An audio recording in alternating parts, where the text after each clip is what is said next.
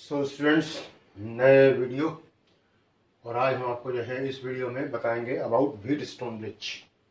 Wheatstone bridge में कहा जाता है कि हमारे पास 4 कंपोनेंट या 5 कंपोनेंट या 6 कंपोनेंट, अगर में से 4 कंपोनेंट कुछ इस तरीके से लगे हुए हैं कि वो चारों जो हैं किसी पैरेललोग्राम की एडजेसेंट साइड से अटैच हो रहे हैं, शो कर रहे हैं। एक उसमें से कंपोनेंट लगा हुआ है किसी एक डायगोनल के क्रॉस, दूसरे डायगोनल के क्रॉस एक बैटरी लगी हुई है, तो ये 5 हो गए, चारों 5 हो गए। और छठा जो है यानी कि अगर आपने जो है 6 का व्हीटस्टोन लगाया है तो छठा जो आपका कंपोनेंट है, ये कंपोनेंट जो है रेजिस्टेंस हो सकता है, कैपेसिटर हो सकता है, इंडक्टर हो सकता है, और आपका कोई भी थर्मल कंडक्टिविटी कोफिशिएंट वाला कोई मैटर हो सकता है। अटैच्ड है बैटरी से, और हीट के केस में ये अटैच्ड है with the source of temperature. तो ऐसे में ये व्हीटस्टोन ब्रिज जो है आपका इस तरीके का दिखता है कि ये मैंने आपको जो है सर्किट वाले में, करंट इलेक्ट्रिसिटी में भी बताया हुआ है।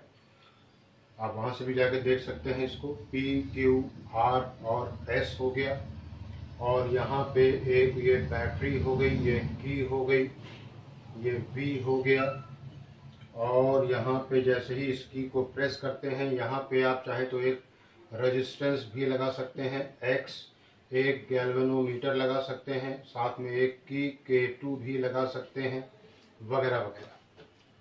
ये A, B, C और D पॉइंट हो गया, और कहा गया जैसे ही इस की को आप प्रेस करते हैं यहाँ से करंट फ्लो करती है।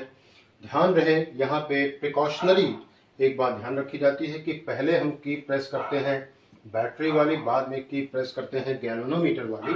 और इसके पीछे कारण सिर्फ इतना होता है कि गैल्वेनोमीटर जो है इलेक्ट्रोमैग्नेटिक इंस्ट्रूमेंट होता है, इसमें लेंजेस लॉ अप्लाई हो सकता है, इसलिए यहाँ पे हमें उस जो इंड्यूस करंट है उसको आने देने का कोई रास्ता हम छोड़ते नहीं है, इसलिए हम यहाँ पे पहले की प्रेस करते हैं बैटरी वाली। एक और बात, bridge is suppose to be most balance when PQ का रेशियो, जिनको कि हम रेशियो आर्म कहते हैं, कैपिटल R को नोन रेजिस्टेंस कहते हैं, S को अननोन रेजिस्टेंस कहते हैं, इन दोनों का रेशियो यानी कि P/Q, इन दोनों का रेशियो यानी कि R/S की वैल्यू 1 होती है, 1। मोस्ट बैलेंस इसलिए कहा जाता है। नल डिफ्लेक्शन मेथड पे ये आधारित है और ये किरचॉफ लॉ पे काम करता है। यहाँ पे ये 2 पार्ट में बढ़ गई current I1, I2। Null deflection है इस समय, अगर ये ब्रिज बैलेंस है यहाँ पे कोई डिफ्लेक्शन नहीं आएगा, यानी कि पूरी करंट इधर को I1 चली जाएगी, पूरी करंट I2 इधर को चली जाएगी, और ये पूरी करंट I इधर को चली जाएगी। ध्यान रहे करंट जितनी एंटर करेगी उतनी ही करंट इधर को जाएगी, क्योंकि जितना चार्ज एंटर किया है उतना ही चार्ज इधर को निकल जाना चाहिए। अदरवाइज अगर चार्ज कहीं पे एक्युमुलेट हो गया तो वो हीट पैदा कर देगा, आपके सर्किट को खराब कर देगा, बर्बाद कर देगा। इसलिए करंट को जितना आना है उतना ही जाना है। A B D A part में अगर हम किरचॉफ रूल लगाएं तो हम जानते हैं कि जिधर को हम चलते हैं उधर को अगर करंट है तो करंट इंटू रेजिस्टेंस का जो प्रोडक्ट है वो माइनस हो जाएगा। यानी कि हम ये ऐसे चल रहे हैं तो ये माइनस का I1P हो जाएगा, और यहाँ पे कुछ नहीं है, प्लस में I2R हो जाएगा, और बराबर में 0 हो जाएगा। I1P बराबर I2R, दिस इज 1। सिमिलरली हम जरा B की बात करेंगे, B की बात करेंगे, ऐसे आ रहे हैं। तो ये देखें जरा, तो हम चल रहे हैं ऐसे, हमारी ही दिशा में करंट है, तो करंट इंटू रेजिस्टेंस का जो प्रोडक्ट होगा माइनस I1Q, और ये हम इधर से इधर को आ रहे हैं, करंट हमारे अपोजिट आ रही है, तो प्लस I2 इंटू S बराबर 0 हो जाएगा। I1Q बराबर I2S हो जाएगा। 1 डिवाइडेड बाई 2 अगर मैं कर दूं तो मैं पा रहा हूं डिजायर्ड रिजल्ट, और वो डिजायर्ड रिजल्ट क्या है, P/Q बराबर R/S। फिर से बोल दूं, PQ को रेशियो आर्म, R को नोन आर्म और S को अननोन आर्म कहते हैं। इस तरह से PQ जो कॉम्बिनेशन हुआ वो सीरीज में हुआ, तो ये R डैश जो हो गया वो P+Q हो गया, R और S जो है ये सीरीज में हो गए, R डबल डैश बराबर R+S हो गया। अपर पार्ट और लोअर पार्ट आपस में पैरेलल में हो गए, तो आर नेट जो आएगा वो ये क्या R1 R2 upon R1 plus R2 P plus Q into R plus S upon P plus Q plus R plus S हो जाएगा। ये हो गई वैल्यू किसकी, आर नेट। अब हम यहाँ पे बात करते हैं आगे की, वो ये है कि हमें देखना है कि क्या हम और पॉइंट का पोटेंशियल वगैरह बता सकते हैं, इस बात को देखना है। सवाल कह रहा है कि ये हमारे पास एक रेजिस्टेंस है, ये एक रेजिस्टेंस है, ये एक रेजिस्टेंस है, ये एक रेजिस्टेंस है, ये हमारा A point, B point, C point, D point. पूछा जा रहा है VB माइनस VD बताइए या VD माइनस VB बताइए। ये 2 ओम हो गया, ये 4 ओम हो गया, रेशियो आप देख सकते हैं कि 1 2 हो गया है, ये 3 ओम हो गया, ये 6 ओम हो गया, ये ब्रिज बैलेंस हो गया है। आप यहाँ पे चाहें तो 2 4 हो गया है, अगर आप इसको चाहें तो जो है यहाँ पे अगर आपने इसको उल्टा कर दिया तो ये 2 4 और 6 3 हो जाएगा, तो यहाँ पे ये 6 हो जाएगा और ये 9 हो जाएगा। ब्रिज पूछा जाए क्या ये बैलेंस है, कहेंगे नहीं ये ब्रिज बैलेंस नहीं होगा, लेकिन इस समय ये ब्रिज बैलेंस कहा जाएगा। अच्छा, अब जरा ऊपर वाले का रेजिस्टेंस पूछा जाए क्या हो जाएगा, आर डैश बराबर तो कहेंगे 2 इंटू 2 प्लस 4 हो जाएगा, 2 प्लस 4 हो जाएगा 6 ओम। आर डबल डैश पूछा जाए कहेंगे ये हो जाएगा 9 ओम। नेट रेजिस्टेंस पूछा जाए तो 6 into 9 upon C1 plus C2 54/15 ओम। 3 से काट दीजिए तो ये 5 हो गया और ये 18 हो गया और ये 3.6 ओम हो गया। सवाल ये कह रहा है कि यहाँ पे हमने एक बैटरी लगाई हुई है, that is suppose to be 10.8 volt की है। पूछा जाए यहाँ पे करंट कितनी होगी, यहाँ से सर्किट से निकलने वाली करंट का हाल पूछा जाए तो I बराबर आप जानते हो कि net EMF upon net resistance हो जाएगा 10.8 अपॉन 3.6, ये हो जाएगा 3 एम्पियर। आने वाली करंट की वैल्यू हो गई है I बराबर 3 एम्पियर। पूछा जाए इस करंट का यहाँ और यहाँ पे बंटवारा हो जाएगा, ये I1 हो गया और ये I2 हो गया। तो अब यहाँ पे आप जो है देख सकते हैं कि किरचॉफ का जंक्शन रूल लगाएंगे तो आने वाली करंट I1 प्लस I2 बराबर 3 एम्पियर हो गया। ऐसा ABC पार्ट और ADC पार्ट आपस में पैरेलल में है, इसलिए वोल्टेज यहाँ पे सेम हो जाएगा। तो वोल्टेज ऊपर वाले पार्ट में 6I1 हो जाएगा और बराबर 3 और 6 9 I2 हो जाएगा। तो I1 बराबर 1.5 I2 हो जाएगा।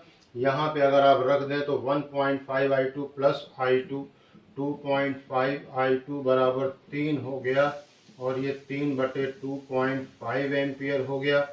30/25 एम्पियर हो गया, ये 6/5 हो जाएगा, 1.2 एम्पियर हो जाएगा। नीचे वाली आने वाली करंट 1.2 एम्पियर।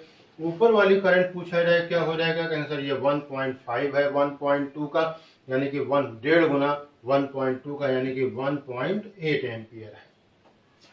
अब सवाल इस बात का है कि क्या हम इतनी बात से सारे पॉइंट का पोटेंशियल बता सकते हैं, कहेंगे बिल्कुल।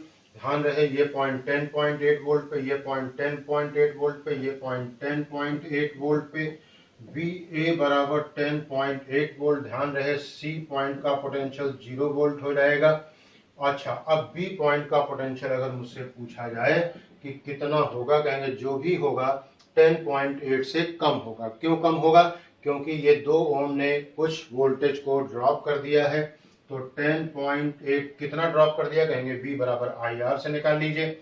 I यहाँ पे I1 कितना था 1.8 इंटू में 2, तो 10.8 माइनस 3.6 0.2 हो गया और ये 7.2 वोल्ट हो गया।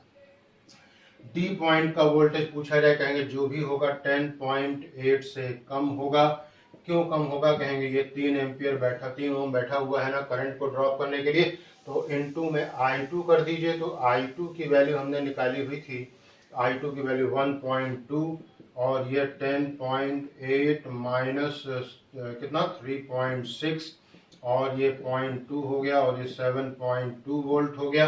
देख सकते हैं आप कि ये ब्रिज बैलेंस है, इसलिए VB और VD आपस में बराबर पोटेंशियल पे हैं, तो VB माइनस VD की वैल्यू 0 हो जाएगी, ध्यान रहे।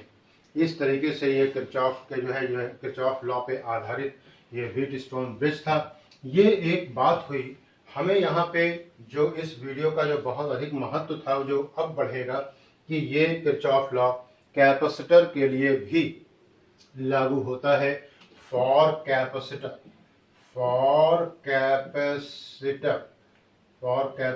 ये भी आपको बात दिखाई थी इस वाले पार्ट पे। वो ये हो जाएगा कि हमने यहाँ पे एक कैपेसिटर लगाया हुआ है, एक कैपेसिटर लगाया हुआ, एक कैपेसिटर लगाया हुआ, अगला कैपेसिटर लगाया हुआ, और ये P हो गया, ये Q हो गया, R हो गया, S हो गया। एक बैटरी लगा दो भाई V0 वोल्ट की, ऐसे बन गया ये क्या कैपेसिटर का जो है व्हीटस्टोन ब्रिज बन गया। तो ये ABCD पार्ट हो गया। पूछा जाए ऊपर वाले पार्ट का क्या होगा, कहेंगे PQ आपस में सीरीज में है, तो PQ upon P plus Q। नीचे वाले पार्ट सीरीज में है, C डबल डैश बराबर RS upon R plus S।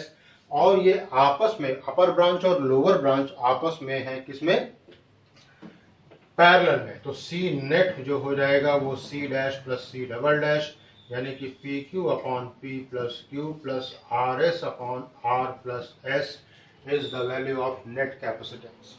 यहाँ से ये चार्ज Q चला, यहाँ पे ये दो पार्ट में बट गया, Q डैश और ये Q double dash. Q dash का हाल पूछा जाए क्या होगा, कहेंगे Q डैश बराबर हो जाएगा C dash V not. Q dash बराबर हो जाएगा C डैश V नॉट, क्योंकि ABC पार्ट और ADC पार्ट के क्रॉस पोटेंशियल होगा बराबर, क्योंकि आपस में पैरेलल कॉम्बिनेशन में है। और ये क्रॉस पोटेंशियल जो आएगा वो होगा कितना, V नॉट आएगा। तो Q डैश बराबर इतना हो गया, और ये Q डबल डैश बराबर C double dash V not हो गया। अब पूछा जाए कि क्या आप यहाँ पे कुछ ऐसा कर सकते हैं कि यहाँ पे जो है Q dash upon Q double dash क्या चीज हो जाएगी, Q dash upon Q double dash क्या चीज हो जाएगी, कहेंगे ये तो आप देखिए साहब कि यहाँ पे पोटेंशियल V नॉट है, तो Q डैश बराबर हो गया Q dash upon Q double dash अगर कर दिया जाए तो C dash upon C double dash हो जाएगा। ये हो गया PQ upon P plus Q, और ऊपर चला जाएगा Q डबल डैश की वैल्यू तो R plus S upon R S हो जाएगा। और यहाँ पे Q डैश बराबर ये C डैश V नॉट भी आप देख सकते हो, तो Q dash upon Q double dash बराबर क्या हो जाएगा, कहेंगे साहब जो है PQ अपॉन, और यहाँ एक बात और देख सकते हैं कि Q बराबर जो होगा वो Q dash plus Q double dash हो जाएगा। Q डैश प्लस Q बराबर Q dash plus Q double dash हो जाएगा। इसके आगे की वर्किंग मैं आपको जो है 1 मिनट का समय देता हूँ, आप करके इसको देखें कि आप कितना इसको परफेक्टली कर पाते हैं।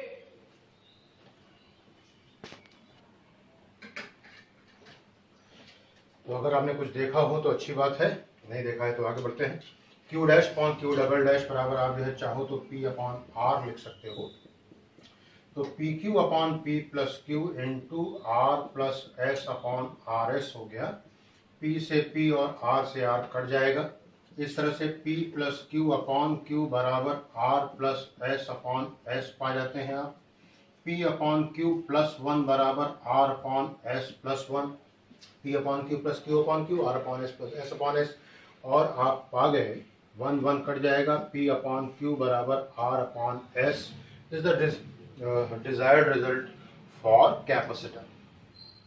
अब यहाँ पे कहा जाए ऐसा है कि अगर ये जो ब्रिज बैलेंस है तो अगर जो है BD पार्ट में कोई गैल्वेनोमीटर या कोई कैपेसिटर जैसी कोई चीज लगी हुई है, तो क्या वहां पे कोई करंट फ्लो होगा या नहीं होगा, गैल्वेनोमीटर डिफ्लेक्शन देगा या नहीं देगा, वगैरह वगैरह पूछता है सवाल।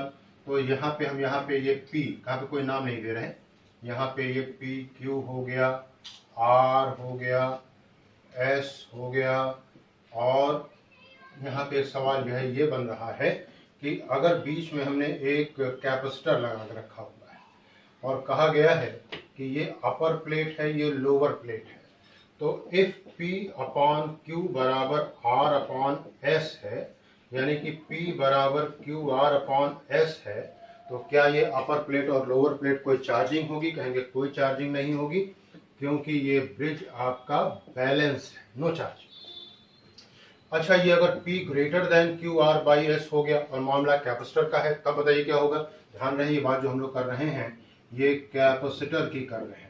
तो अगर ये ऐसा हो गया तो क्या होगा? कहेंगे हम जानते हैं कि करंट हो जा तो ये चार्ज हो, तो ये पसंद करते हैं जो है रास्ता लो रेजिस्टेंस का और हाई कैपेसिटेंस का। तो यहाँ पे अगर ये ज्यादा होगा तो ज्यादा चार्ज ऊपर से जाएगा, ज्यादा चार्ज ऊपर से जाएगा तो ये अपर प्लेट यहाँ पे चार्जिंग शुरू हो जाएगी, अपर प्लेट पॉजिटिव और लोअर प्लेट जो है वो नेगेटिव हो जाएगी। ध्यान रहे, क्योंकि करंट का जो दिशा होता है वो पॉजिटिव चार्ज की दिशा होती है। P लेस देन अगर QR बाई S हो गया, P अगर कम पड़ गया तो ज्यादा चार्ज इधर से जाएगा और अपर प्लेट हो जाएगी नेगेटिव और लोअर प्लेट हो जाएगी पॉजिटिव। इस बात का ध्यान रखें। और अगर यही सवाल आपका रेजिस्टेंस का है, उम्मीद है आपने देख लिया होगा, यही सवाल अगर रेजिस्टेंस का है और रेजिस्टेंस के केस में ऐसा ही बना हुआ है, इसीलिए मैंने यहाँ पे कोई नाम नहीं दिया था कि PQRS क्या है। अगर ये ज्यादा हो गया, P ज्यादा हो गया QR बाई S से, तो यहाँ पे ये अगर रेजिस्टेंस है तो करंट ये वाला रास्ता छोड़ देगा, नीचे से जाएगा। तो नीचे से जाएगा तो जो अपर प्लेट है वो, अपर प्लेट जो है यहाँ पे पहले वाले केस में पॉजिटिव था, अभी यहाँ पे अपर प्लेट नेगेटिव हो जाएगा और लोअर प्लेट पॉजिटिव।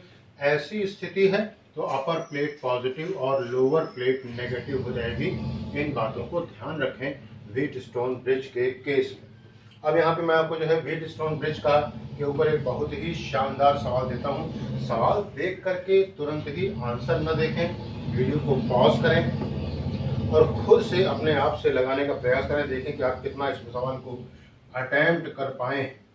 तो ये कह रहे हैं कि यहाँ से ये 4 ओम का रेजिस्टेंस है, ये AB पार्ट हो गया, आगे बढ़ जाइए, यहाँ पे कुछ नहीं है, यहाँ पे कुछ नहीं है, यहाँ पे बहुत शानदार सवाल है। अगर आप इसको समझ पाए तो आपको बहुत ही अच्छा लग सकता है। ये कॉम्बिनेशन है, ये कॉम्बिनेशन हो जाएगा आपके करंट इलेक्ट्रिसिटी का और कैपेसिटर का मिला करके।